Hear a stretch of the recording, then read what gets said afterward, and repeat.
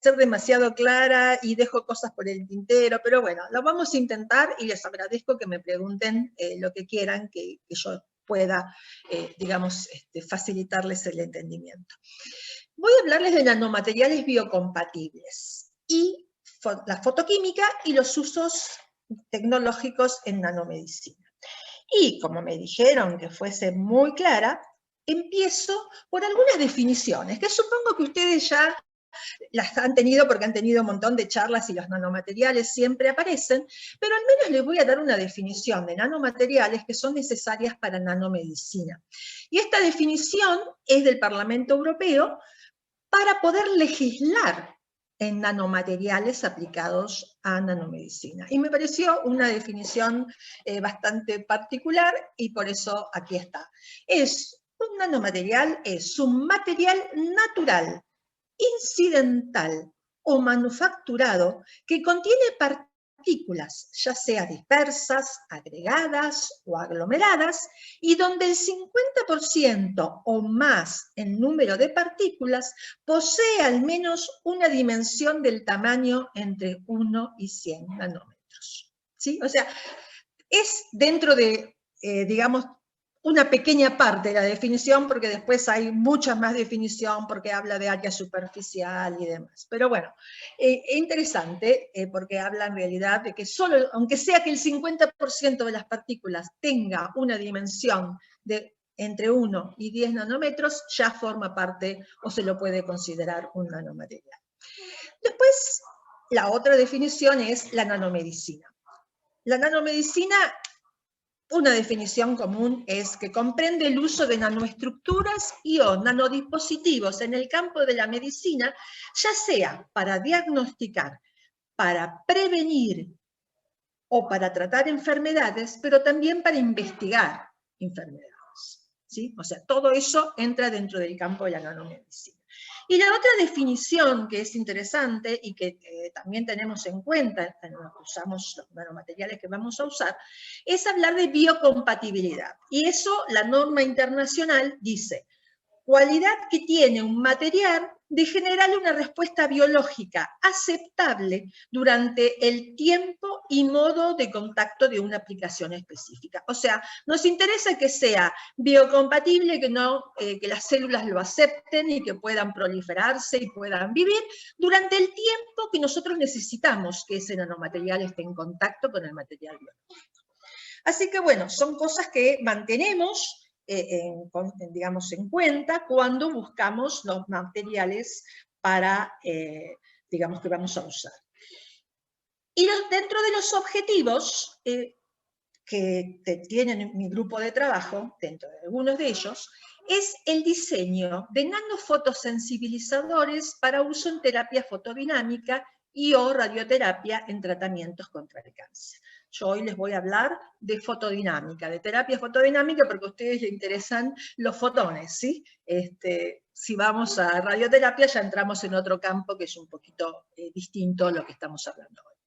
Entonces, este cartoon que aparece acá rápidamente me da una idea de qué es la terapia fotodinámica. Es inyectar un químico, que puede ser un nanocompuesto, al cuerpo, ¿sí?, para que éste se acumule en el sitio deseado, que en mi caso, como es tratamiento de cánceres en tumores, y que cuando le aplico luz, sea capaz de generar daño a ese tumor para que desaparezca finalmente. O sea, básicamente es eso. Pero en este paso de la inyección del material para que se acumule en un sitio y que luego le demos luz y que produzca algo que sea dañino, ¿sí?, pero solo con luz, hay un montón de cosas en el medio, un montón de equipos interdisciplinarios y de todo, ¿no? O sea, es una visión simplista, si se quiere, de lo que es la terapia fotodinámica.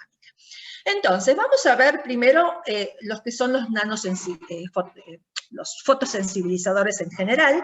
Este diagrama que puse acá es típico, un diagrama de Jablonski para moléculas, ¿sí?, donde yo tengo un fotosensibilizador, voy a definir un poco qué es, donde tengo un compuesto que cuando no lo irradio no es para nada tóxico, ¿sí?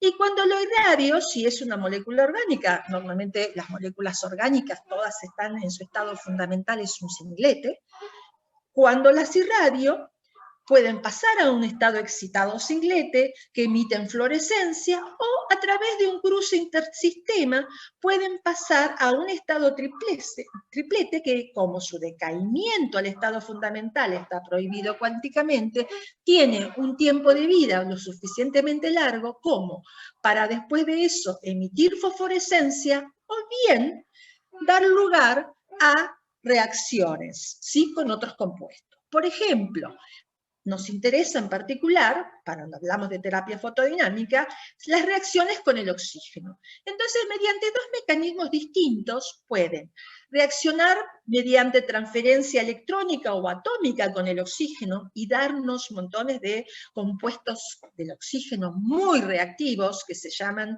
en general en inglés reactive oxygen species, ¿sí?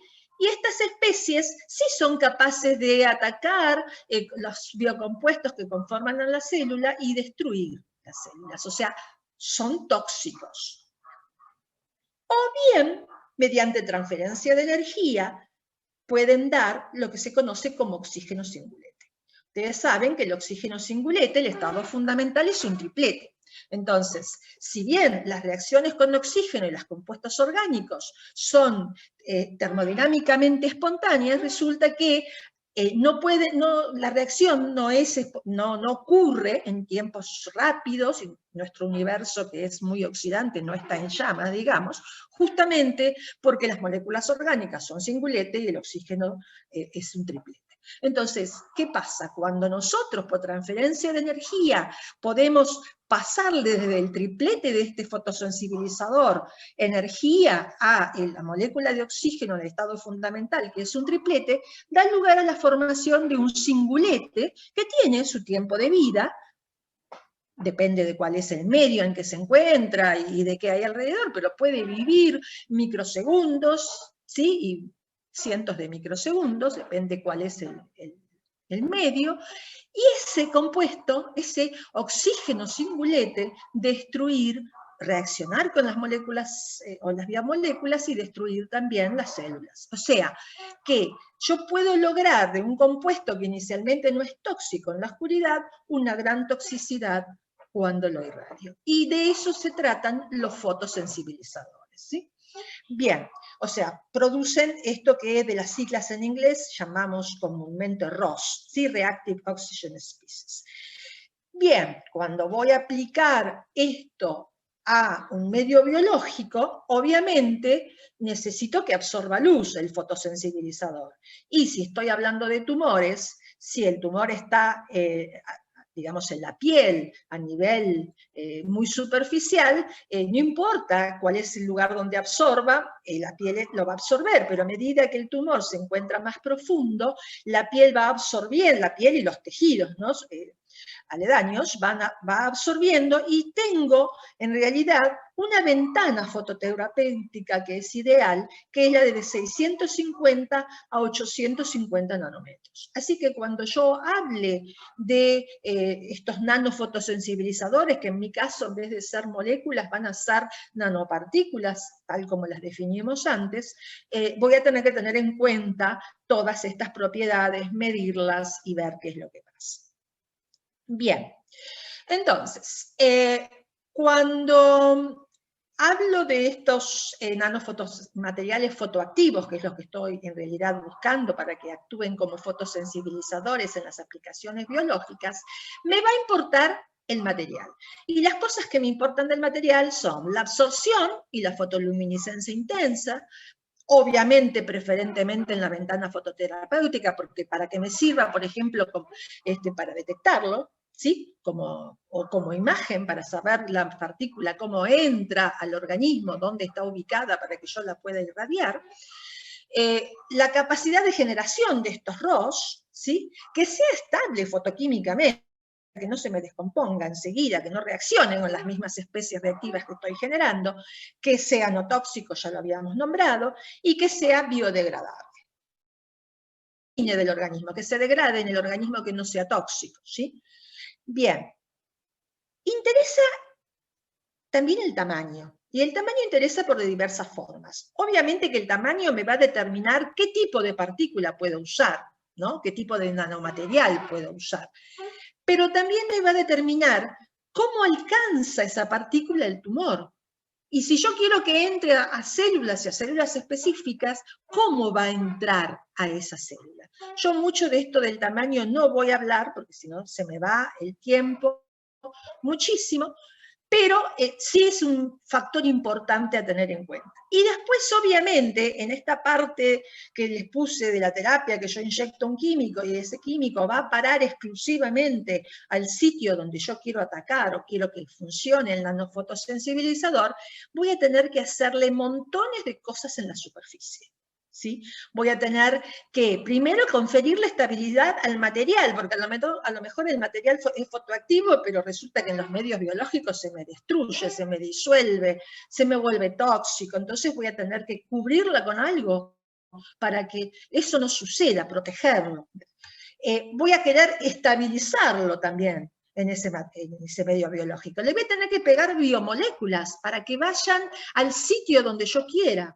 Voy a tener que recubrirlo con biopolímeros para poder evadir el sistema inmune, ¿sí? Porque si no, cuando meto algo en el, digamos, en el flujo sanguíneo, lo primero que va a hacer, se me van a pegar algunas pequeñas proteínas conocidas como opsoninas, y esas opsoninas le van a decir a mi sistema inmune, sáquenme de acá porque yo soy algo extraño, y yo no quiero eso. Entonces voy a tener que engañar al sistema para, digamos, para pasar de esto, ¿no? De la inyección a la acumulación en el lugar que yo quiero. Así que, y todo esto que está acá va a influir, obviamente, en las propiedades fotoactivas de mi material. Bueno, nosotros trabajamos con puntos cuánticos de materiales biocompatibles. O sea, trabajamos con 3, los nombro y después les voy a mostrar más o menos cómo son cada uno. Son los puntos cuánticos del silicio, los puntos cuánticos del carbono, los nitruros de carbono y últimamente nos largamos a hacer los ensamblados metalorgánicos con porfirinas, ¿sí? Esos nos dan posibilidades también de trabajar con partículas un poco más grandes, de acuerdo a lo que les voy a explicar ahora. Las nanopartículas de silicio fueron las primeras que usamos. Para los físicos son nanopartículas normalmente muy conocidas porque el silicio es un semiconductor muy utilizado en la electrónica, ¿no es cierto? Y ustedes saben que el silicio, cuando lo tengo en un cristal en bulk, que encontrar la traducción de bulk depende del país latinoamericano, así que yo le llamo en fase masiva, ¿sí? Pero bueno, es fase masiva, es bulk.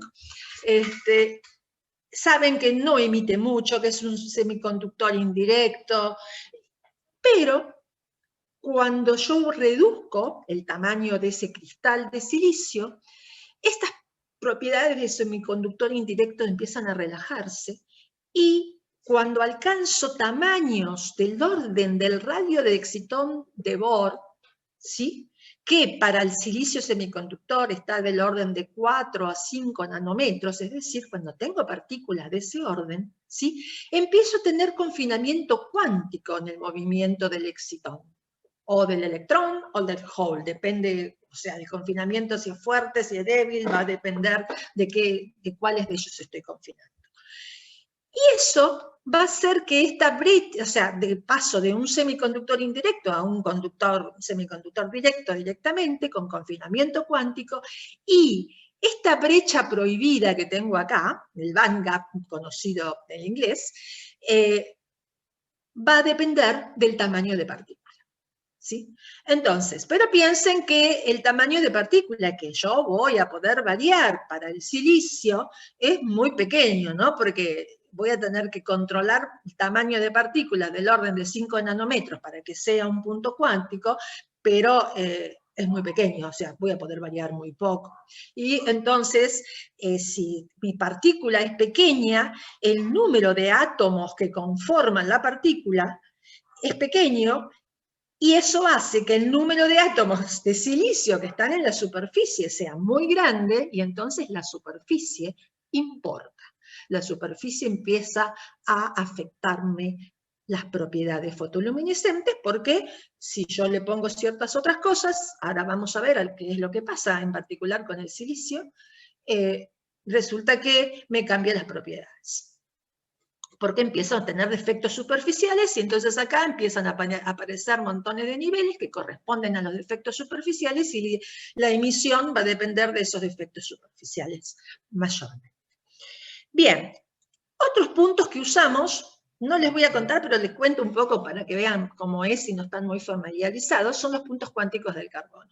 Estos puntos cuánticos son muy fáciles de obtener, ustedes estoy segura que los obtienen cuando hacen un flan y hacen el caramelo para el flan, estoy segura que si los extraen pueden ponerlo abajo de algo, de una luz, y van a ver la luminiscencia de los puntos cuánticos del carbono. O sea, se hace con cualquier material, pero a mí mucho no me gusta. O sea, sí, son muy baratos, uno no necesita nada en particular, pero bueno, depende cuál es el método de síntesis, uno puede obtener esta grafítica, que son más parecidos a los quantum dots de grafeno, ¿sí? Porque en realidad son láminas de grafeno que están apiladas, y entonces forman estructuras muy cristalinas, y son semiconductores orgánicos, ¿no es cierto esto? Y dependiendo del tamaño de estas de estructuras y dependiendo del apilamiento, entonces uno puede controlar cuál es la longitud de onda de excitación y de emisión de estos compuestos.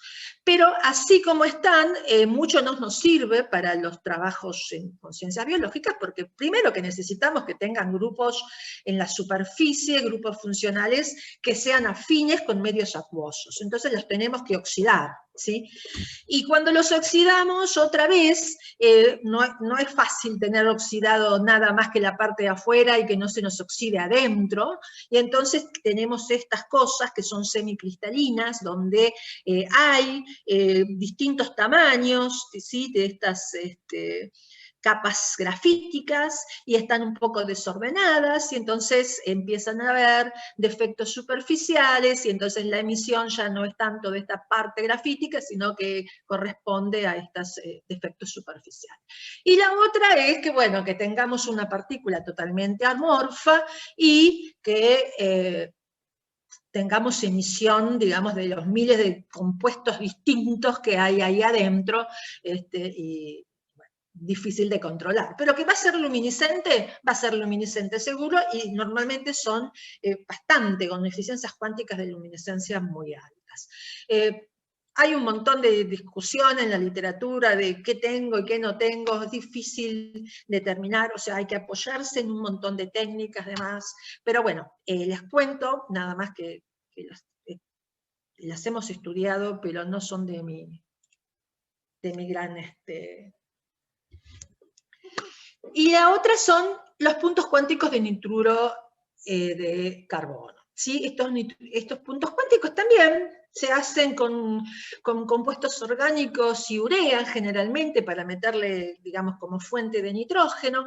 Se forman estas estructuras que se conoce como melanina. Estas melaninas, con el calor, adquieren estas formas de que son unidades de heptacina, y luego forman este tipo de estructuras que se expanden y son como capas grafíticas, entonces por eso se les llama el nitruro de carbono grafítico, ¿sí?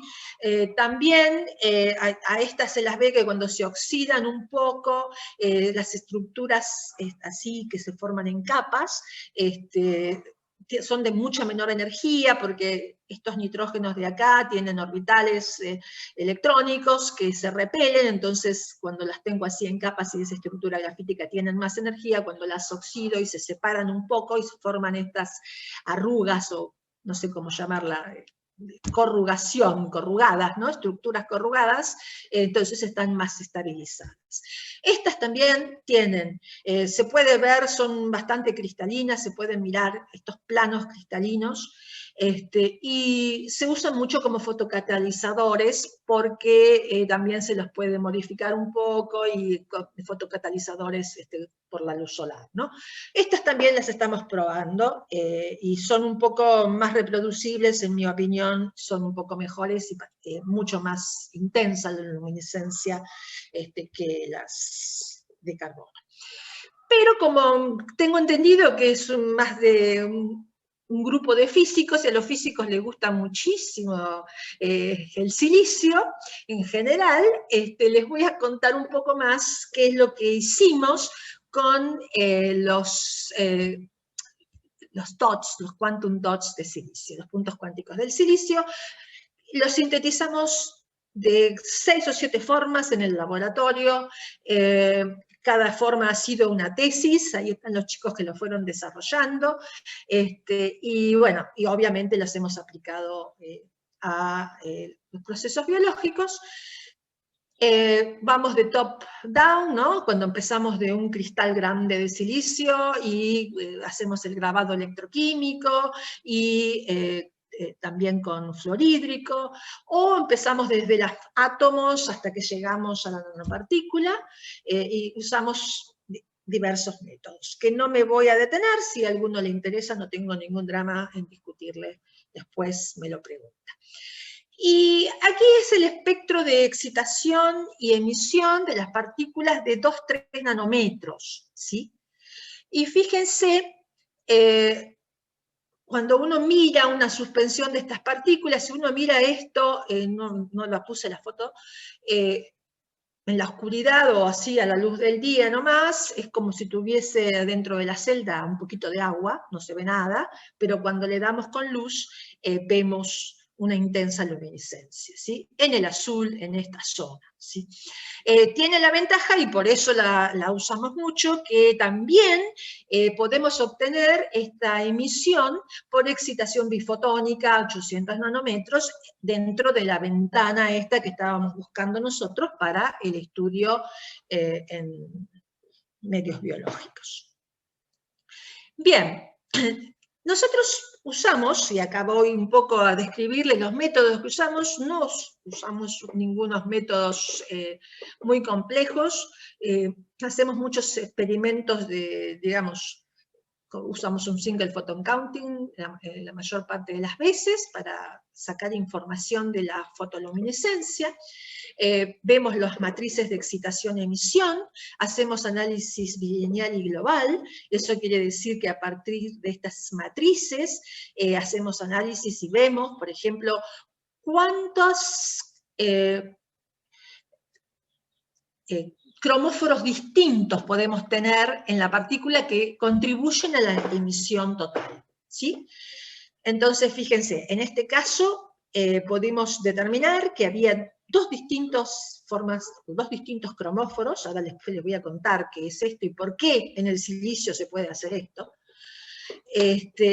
donde podemos sacar, por estos análisis bilineales, cuál es el espectro de excitación y cuál es el espectro de emisión. El de excitación en azul, el de emisión en rojo. Y hay dos especies distintas, aparentemente, que contribuyen a esta matriz de excitación-emisión. También hacemos anisotropía resuelta en el tiempo, las partículas son esféricas, en general no les puse TEM, o sea, aparte de estos ensayos usamos una batería de otras técnicas, ¿no?, para caracterizar a las partículas, y como son esféricas, normalmente tenemos la suerte de que cuando hacemos anisotropía en el tiempo, podemos analizarlos por un solo decaimiento y relacionar esto con el tamaño de la partícula que está emitiendo. O sea, pero sí podemos seleccionar la excitación y la emisión. O sea que podemos seleccionar, si excitamos acá y detectamos por acá, podemos seleccionar a esta especie que contribuye o a esta. También hacemos tiempos de decaimientos de emisión y espectros resueltos en el tiempo. Es decir, por ejemplo, en este tiempo de decaimiento puedo separar en un decaimiento corto y en un decaimiento más largo y encontrar cuáles son los espectros de emisión asociados a esos tiempos de decaimiento. Por ejemplo, para el decaimiento más corto, estos triángulos de acá es el tiempo de emisión que pudimos medir. Y fíjense que coincide con el que sacamos de acá de medidas que no son resueltas en el tiempo, ¿no? O sea, directamente de las matrices. Y lo mismo pasa con este tiempo de emisión más largo, ¿sí?, que pudimos sacar que está relacionado con esta digamos, espectro de emisión, que también está relacionado con el que sacamos de la matriz por un análisis bilineal, lo cual le da bastante peso, ¿no?, a estos estudios que hacemos con las matrices. Bien. Les cuento acá un poco cómo manejamos estos tres experimentos, obviamente también soportados por estudios teóricos, no hechos por nosotros, sino correlaciones que están en la literatura, y por HRT. Por ejemplo, para una partícula en la cual encontramos que la contribución a la luminiscencia total estaba dada por 3 especies emisoras, ¿sí?, como las que estaban allá, ¿no? 1, 2 y 3. Podemos sacar cuál es el máximo de emisión de cada una y podemos calcular la brecha de energía de cada una a partir del espectro de excitación, ¿sí? A partir de esta brecha de energía hay muchos estudios en la literatura que relacionan, estamos hablando de puntos cuánticos, ¿no?, que relacionan la brecha de energía con el tamaño de partícula, ¿sí? Entonces, para estas brechas de energías hemos podido encontrar que estas 3 especies, ¿sí?, tendrían estos tamaños de partícula, por ejemplo. Y por anisotropía, si pudimos seleccionar a esta partícula y a esta. Y por anisotropía, con el tiempo característico de rotación, podríamos encontrar que el tamaño de esta especie era de 1.4 y este de 2.3. Fíjense cómo coincide, ¿sí?, el resultado de anisotropía con lo que pudimos predecir del análisis que hicimos bilineal de las matrices.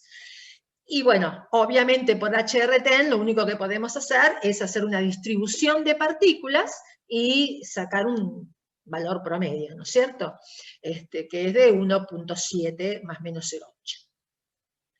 Y esto se puede hacer con el silicio, porque ya se conocía desde el año 2000 que cuando uno sintetiza nanopartículas de silicio, en realidad obtienen tamaños discretos. Es decir, uno no tiene un continuo de partículas en cuanto a la distribución de tamaños, sino que son discretos. Obtiene de este tamaño, o sea, nosotros hemos obtenido evidentemente de 1.4, de 1.8 y de 2.2. ¿Sí? No tuvimos nada entre medio. Y eso claramente lo demuestra la forma de estos espectros, estas matrices de excitación-emisión, porque cuando tenemos, que eso sí sucede con las partículas de carbono, que es todo un continuo lo que uno obtiene, esto es una diagonal.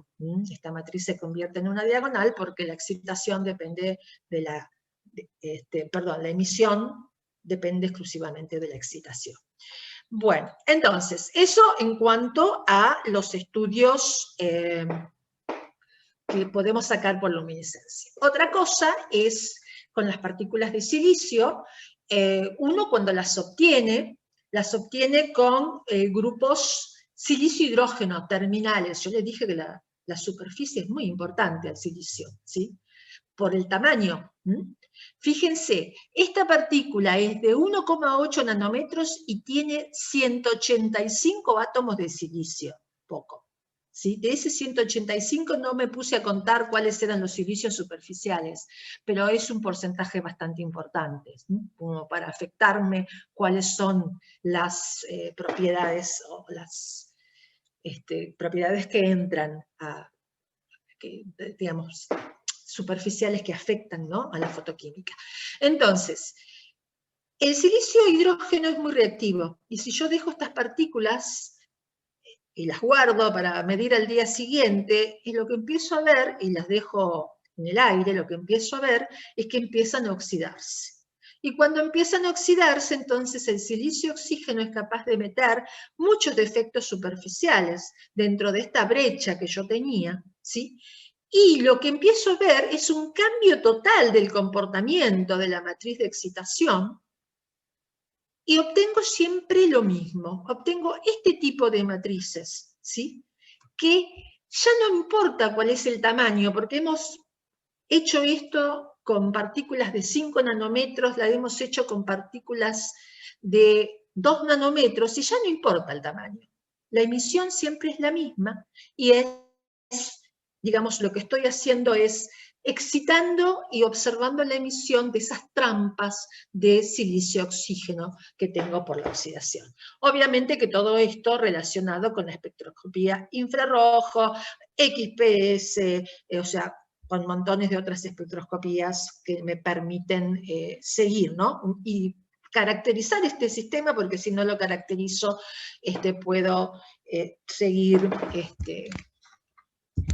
puedo, digamos, meter mucho la pata. No puedo solamente trabajar con la luminiscencia y los espectros de absorción.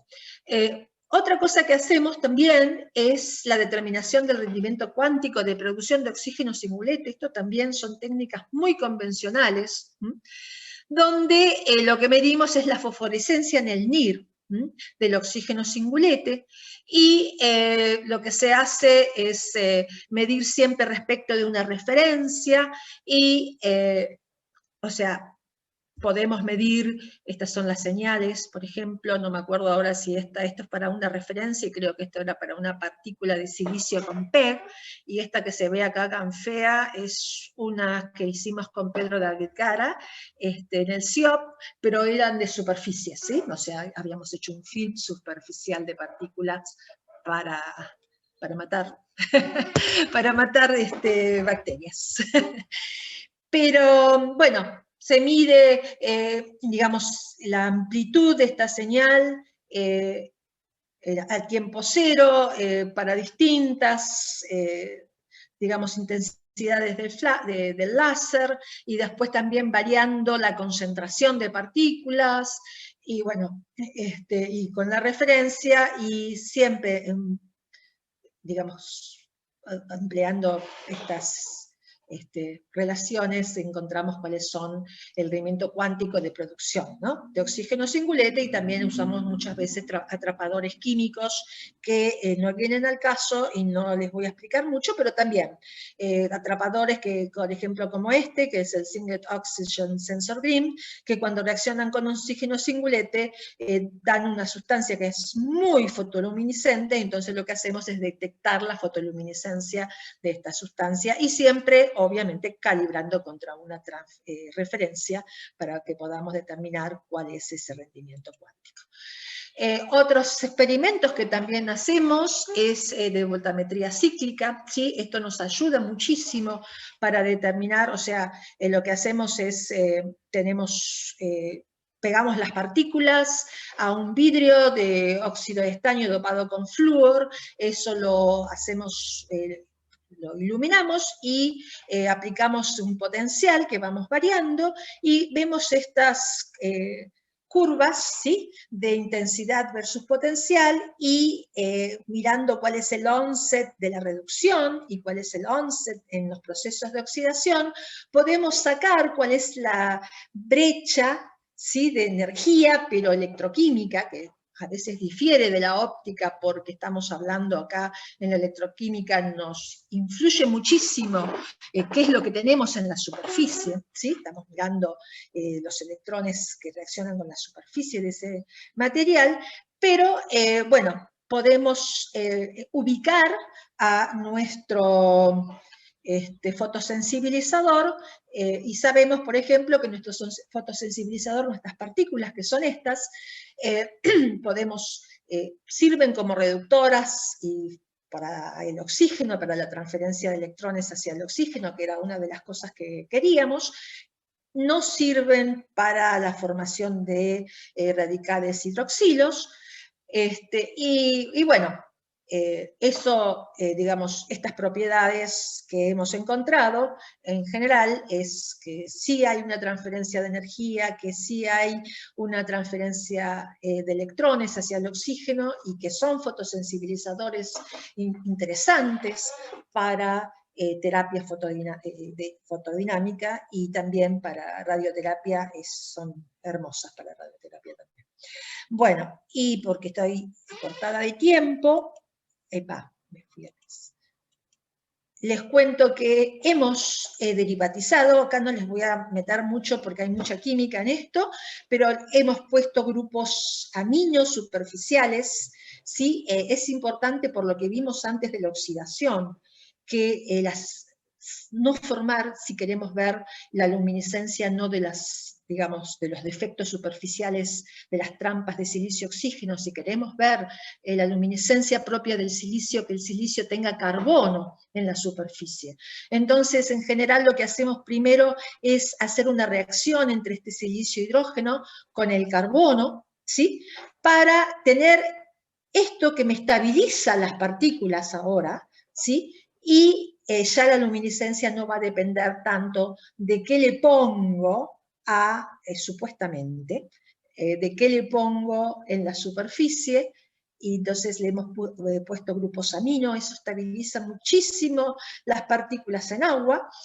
Las hemos derivatizado con ácido fólico para direccionar las partículas a los tumores, y les hemos derivatizado con polietilenglicol, que es un biopolímero natural muy utilizado para que las partículas no sean,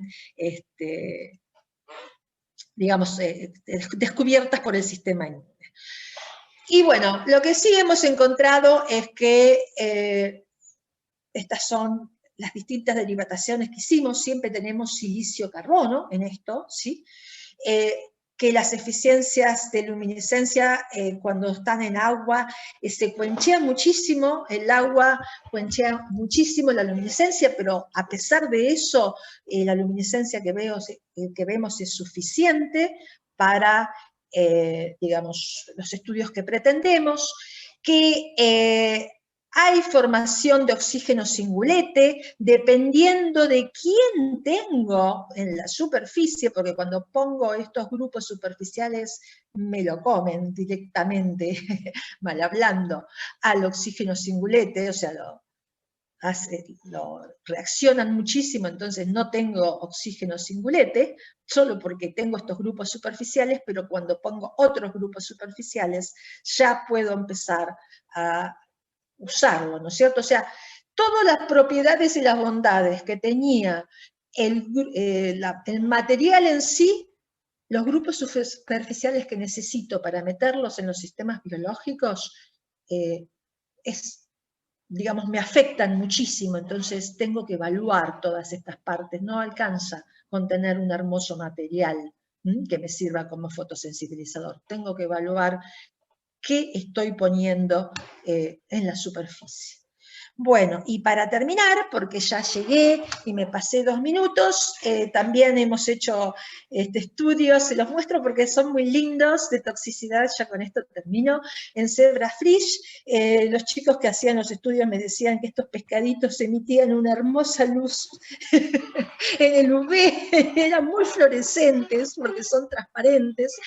Y bueno, también fíjense en concentraciones bajas de 100 microgramos por mililitro, que son los que normalmente se necesitan, por lo menos en fototerapia, para hacer su actividad, la que buscamos, no son tóxicos, solamente estas partículas aminadas ya empezamos a ver problemas, pero fíjense cuando ya aumentamos la concentración, ¿sí? Cuando le pongo fólico, todavía sobrevive, pero cuando le pongo todas las demás, los bichos pobres ya no lo sobreviven. O sea que en estas concentraciones de 100 microgramos por mililitro, que son suficientes para lo que nosotros buscamos, alcanza.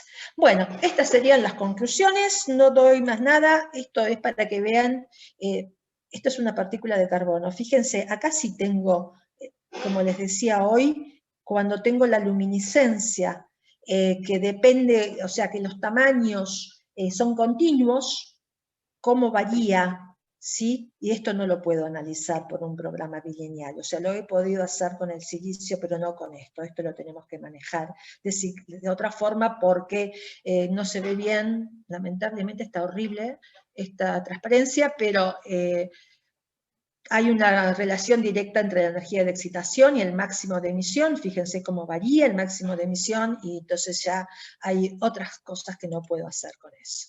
Bueno, y este es el grupo en épocas de no pandemia. Nos juntábamos a comer una paella que nos viene a hacer Manu, que era uno de los que trabajó en el silicio cada tanto, y este es el grupo en épocas actuales, ¿no? O sea, qué feíto se ve ahí todas las caritas en las distintas pantallas. Bueno, agradezco a los que nos pagan, y bueno, les agradezco la paciencia y que me pasé 5 minutos, lamento. No pasa nada. Muchas gracias. Aplaudo yo en nombre de todos los que están del otro lado que no te pueden aplaudir. Hacemos un aplauso virtual. Bueno, muy, muy interesante, Mónica, muy didáctica. Vos que estabas preocupada por hacer una charla clara, fue muy didáctica. ¿Sabes qué? Sí, porque uno agarra y no sabes el tiempo que me tardé, porque no sabía qué decir, pero bueno. No, fue muy, muy interesante. Mientras se suman acá algunas preguntas, empiezo yo, así rompo el hielo y la gente se anima. Hablaste al principio de tu charla mucho sobre estos nanoensamblados, ¿no? Como potenciales fotosensibilizadores en terapias contra el cáncer. Ahora que estamos en época de pandemia y que la sociedad demanda mucho a la comunidad científica, y la comunidad científica se encontró con que tiene que responderle a la sociedad, ¿no? Quizás un poco adelantándome a la mesa de la tarde.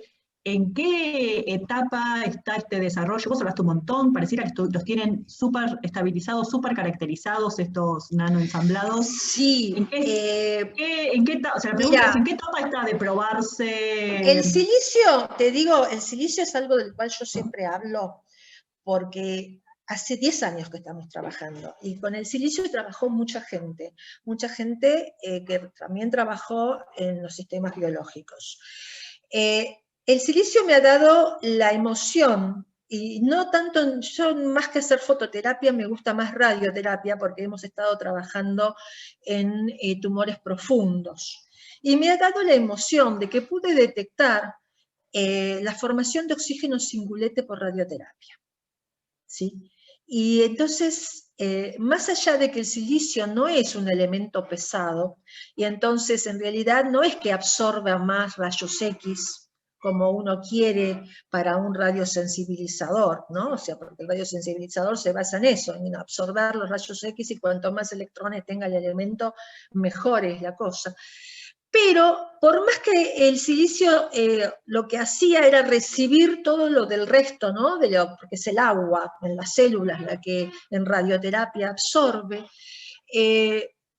haber podido detectar eso y ver que células que no producían por radioterapia especies reactivas, cuando tenían estas nanopartículas de silicio, producían especies reactivas, eso me emocionó. Y bueno, eso fue, digamos, un tope, y eso ha hecho que ahora, por ejemplo, hayamos propuesto, y de eso tenemos nuestros últimos proyectos, pero estamos, con esto de la pandemia, estamos ahora muy parados, de usarlo en radioterapia, estos MOFs, ¿no? O sea, estamos desarrollando como radiosensibilizadores especies reactivas ensamblados de metal orgánico con porfirinas como orgánicos, y como metales circonio, que el circonio sí es como un gran, digamos, sirve como radiosensibilizador. De hecho, las partículas de circonio las han propuesto, y entonces estaríamos combinando las dos cosas, ¿no? O sea, todo lo que es la producción de estos ROS, digamos, a partir de las especies excitadas, y la concentración. Pero esto es en radioterapia. Y después en fototerapia, en realidad hemos hecho, no tanto con cáncer, más para ver qué es lo que pasa, digamos, con la viabilidad y todo eso. Y hemos hecho con silicio, perdón, y eso sí lo hicimos hace poco, superficies, estas partículas con PEC, armamos una superficie y las excitamos como para usar en materiales hospitalarios, ¿no? Porque entonces las irradiamos y bueno, sí, mataba en 3 órdenes de magnitud las bacterias, ¿no? Y eso, digamos, tiene su utilidad y eso sí lo hemos hecho últimamente. No sé si respondí algo de todo esto. Sí. Eduardo Coronado pregunta acá a través del chat, dice muchas gracias por tu interesante charla, y pregunta cómo determinan cuantitativamente el grado de generación de ROS y cuáles de los sistemas estudiados de nanopartículas de silicio o de nitruro de silicio son más eficientes para ello. Mira, depende muchísimo de la superficie, Eduardo. Lo que hacemos es en general para los ROS, bueno, ya te dije, oxígeno singulete lo hacemos siguiendo la señal de fosforescencia en el NIR o usamos scavengers, o sea, a mí me encanta el Singlet Oxygen Sensor Beam porque lo veo inmediatamente por fluorescencia, pero los chicos usan otros scavengers,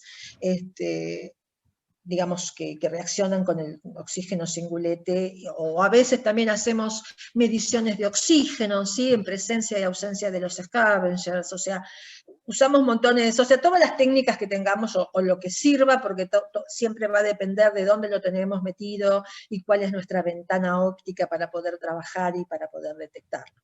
Pero sí, usamos muchos scavengers también. Bien, hace un ratito me había parecido que había una mano levantada, pero lo estoy buscando entre todos los participantes y no encuentro. No sé si alguien levantó la mano por error o se arrepintió o contestó ya Mónica su pregunta, pero si alguien quiere preguntar, levantar la mano, este es el momento. ¿Una pregunta más? Bueno, yo y lo si había no, visto también. Sí, ¿no? Yo todavía lo estoy buscando en la lista Sí. y no veo la manito. Bueno, ahí va. Entonces, aprovecho, agradecemos a Mónica de vuelta, a Roberto Chenique y a Daniel Murgida, a los 3 panelistas de esta sesión. Muchísimas gracias por tan interesantes. No, gracias a ustedes por la invitación. Bueno, y al resto de la gente que está del otro lado, entonces hacemos una pausa para almorzar. El almuerzo corre por cuenta de cada uno, de cada una, y nos reencontramos. No invitamos, nos salió barato el congreso, ¿viste? Sí. Un congreso que... Son así los congresos ahora.